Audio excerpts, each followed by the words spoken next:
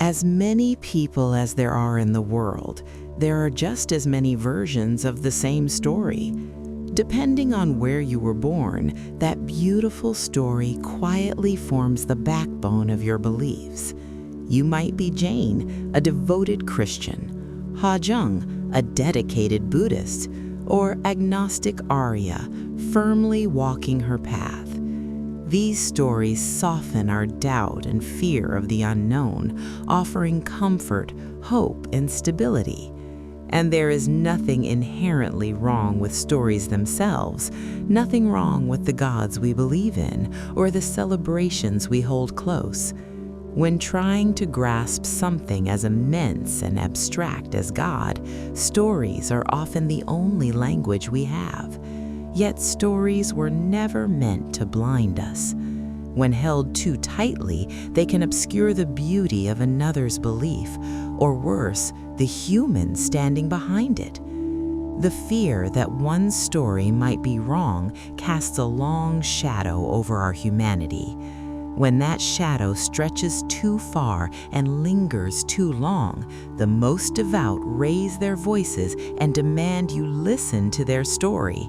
They push, command, and dictate, mistaking noise for clarity, because what they truly seek is not the truth, but reassurance, the reassurance of others to steady a doubt they dare not face alone.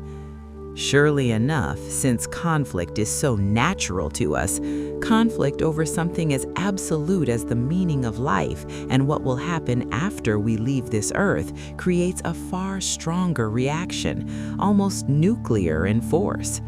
Your God, my God, no God became a weapon on its own. In attempts to prove the correctness of our crafted story, we allow hate and anger to arise in us.